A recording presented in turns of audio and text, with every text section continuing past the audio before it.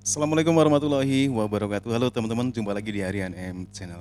Oke, buat teman-teman yang klik video ini, saya harapkan mudah-mudahan teman-teman dalam kondisi sehat walafiat. Baik, di kesempatan kali ini, saya akan coba react ke sebuah video tentang sastrawan Indonesia yang nasihati Malaysia, persoalan tentang memartabatkan bahasa Melayu di Malaysia. Oke, kira-kira seperti apa pembahasannya ataupun nasihatnya, kita akan coba lihat bersama. Tapi sebelumnya, silakan teman-teman bisa dukung dan like channel ini. Terima kasih. Langsung saja kita ke videonya. Menarik sekali ya Pak Man, di sana di Indonesia sudah ada peraturan yang dibuat. Di sini kita belum ada lagi peraturan seperti itu. Nak menjadikan bahasa Melayu sebagai bahasa antarabangsa, Ini pengakuan orang bahasa Malaysia, Asian dan teman-teman ya. sebagainya, tapi penuturnya tidak menggunakan bahasa Melayu. Nah, So sangat ironik di situ. Jadi akhir sekali, apa nasihat Dr. Maman keadaan ini? Nasihat sastrawan Indonesia kepada Malaysia dalam usaha memartabatkan bahasa Melayu. Memang tidak dapat dinafikan bahawa kebelakangan ini bahasa Melayu menjadi topik perbincangan dalam pelbagai forum. Bercakap tentang bahasa Melayu tentunya tidak boleh dipisahkan dengan bahasa Indonesia kerana penuturnya paling ramai. iya benar Di banget. samping itu, Paling ramai. perkembangan pesat bahasa Indonesia menyebabkan bahasa Melayu di Malaysia semakin jauh. Ini boleh menjadi contoh bagi Malaysia dalam usaha memartabatkan bahasa Melayu. Dalam forum antarabangsa Evolusi Bahasa Melayu Karnival Puisi Nusantara, Bapak Maman S. Mahayana, seorang sastrawan Indonesia, memberikan pelbagai nasihat kepada Malaysia dalam usaha memartabatkan bahasa Melayu. Untuk di Indonesia itu kami merasa yakin bahwa selama Indonesia ada, selama itu pula bahasa Indonesia akan ada.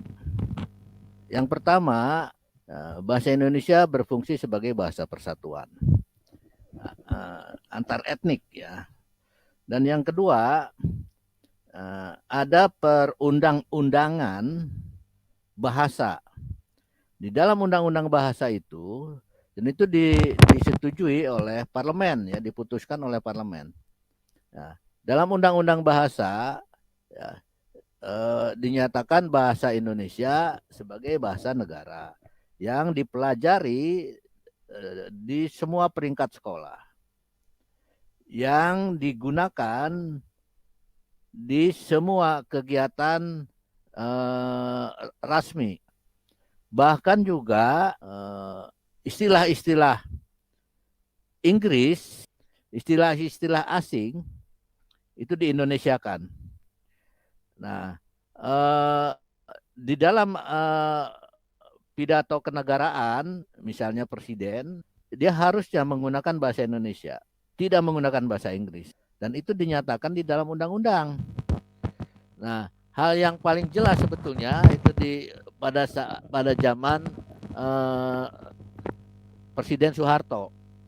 Presiden Soeharto di dalam forum apapun dia akan menggunakan bahasa Indonesia. Itu sebetulnya untuk menunjukkan bahwa kami sebagai bangsa punya bahasa dan inilah bahasanya. Nah, bagaimana sekarang kondisi di Semenanjung Melayu? Saya kira hal yang penting adalah kemauan politik. Maka parlemen harus menetapkan bahwa selain bahasa Melayu diajarkan di semua peringkat sekolah, juga di semua acara resmi kenegaraan atau kerajaan.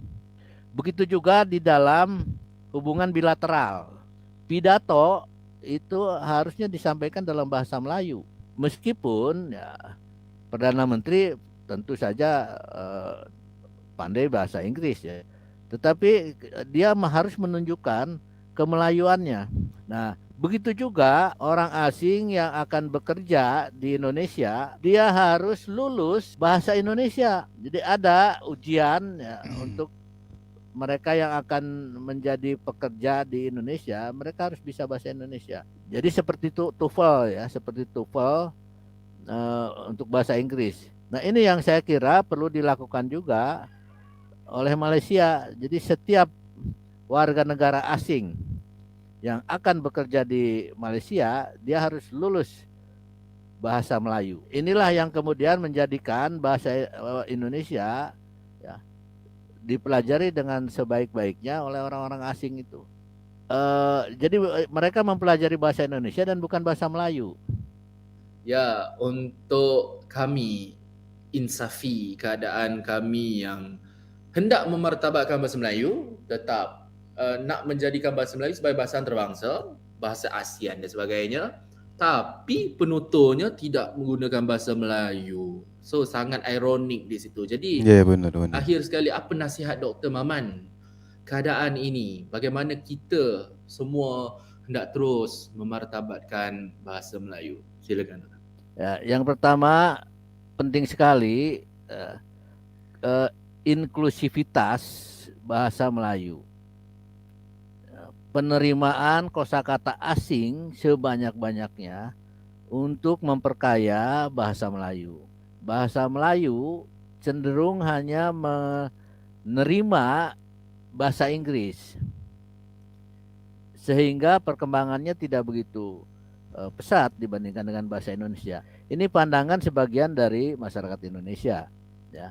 Nah, oleh karena itu, di kalangan ahli bahasa sendiri di Malaysia perlu juga membuka perspektif lain, yang membuka ruang yang lebih terbuka, yaitu memelayukan istilah-istilah dari berbagai bahasa di dunia, termasuk juga bahasa Indonesia. Nah, dengan begitu ya, anak-anak muda yang menggunakan bahasa Inggris, ya, itu kemudian mereka akan menemukan juga istilah yang sama dalam bahasa Melayu. Nah, maka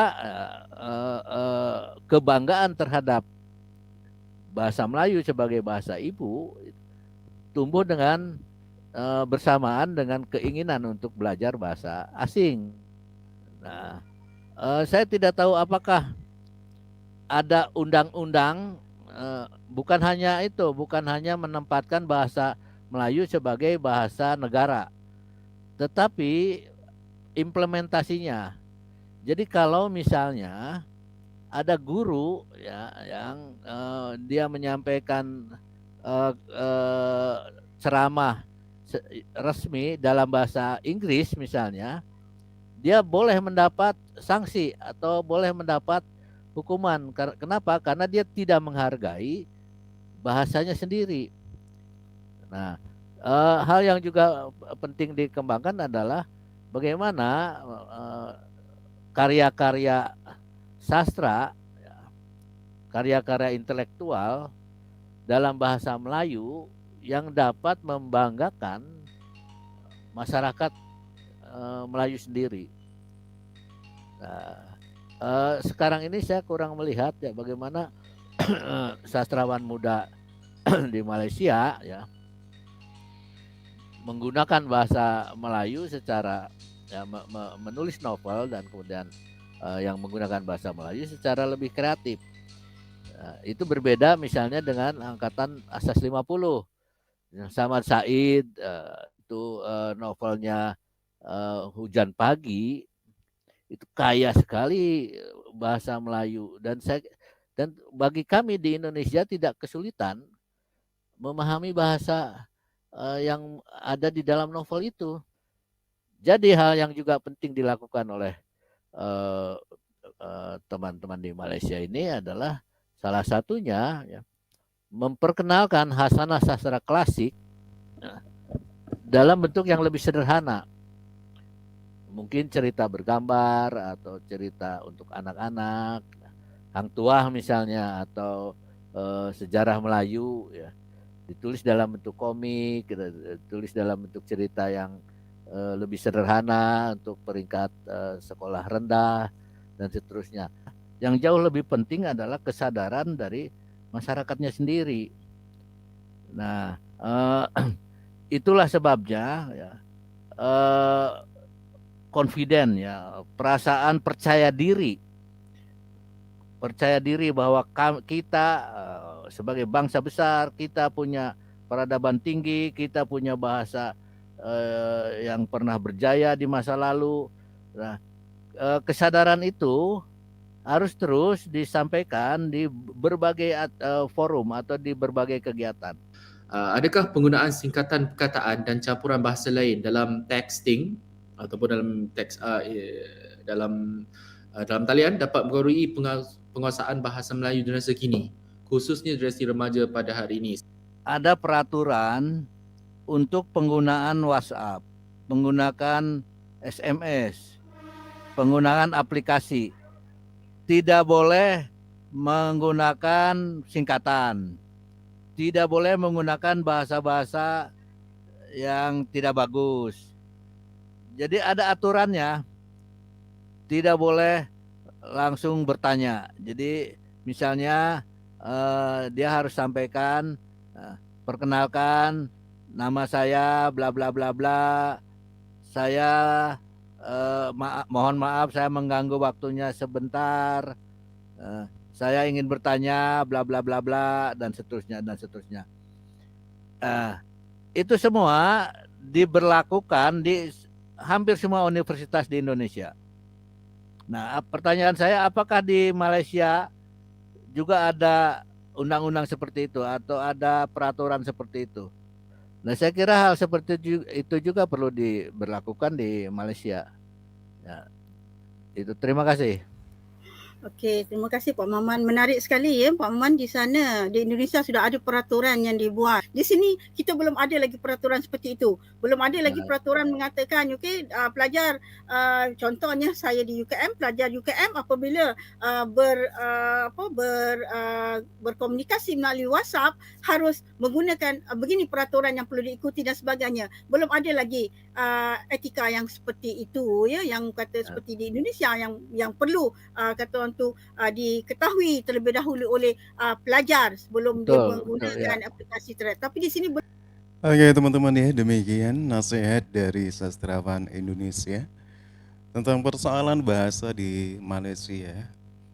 Karena beberapa waktu lalu Malaysia gencar banget ya untuk bisa memartabatkan bahasa Malaysia, mengangkat bahasa Malaysia ke